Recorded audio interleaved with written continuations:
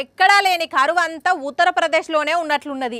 ఎవరైనా లంచంగా డబ్బు బంగారం అడుగుతారు గాని ఓ ఎస్ఐ మాత్రం ఎవ్వరు ఊహించని విధంగా లంచం అడిగిండు. ఒకవేళ అడిగింది ఏమన్నా పెద్ద లంచమా అంటే కాదు, కాకపోతే చీఫ్ లంచం.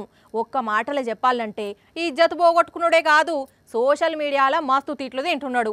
ఇంతకు లంచం ఏంది, ఏం జరిగింది అంటే యూపీలోని కన్ హౌస్ ఎస్ఐ రామకృపాల్ మాత్రం ఓ కేసును సెటిల్ చేయడానికి కారు చవగ్గా ఓ రైతు నుంచి 5 కిలోల బంగాళదుంపలు లంచంగా అడిగిండు. పాపం ఆ రైతు ఇంకెంత కరువులో ఉన్నాడో గాని 2 కిలోలే ఇస్తానన్నాడు. మొత్తానికి 3 కిలోలకి బేరం సెట్ అయింది. అంతా చూస్తే ఈ ఫోన్ సంభాషణ మొత్తం రికార్డ్ అయింది. ఇది బయటపడేసరికి పెద్ద ఆఫీసర్లు ఆయన్ను సస్పెండ్ చేసేసిల్లు. డబ్బు బంగారం కాకుండా చవగ్గా ఆలుగడ్డలు అడుగుతావా అని వాళ్ళు ఫీల్ అయ్యారో, మరి ఇంత కకృతిగాడివి ఎలా దొరికావురా అని అనుకున్నారో గాని ఎస్ఐని సస్పెండ్ చేసి పారేశారు.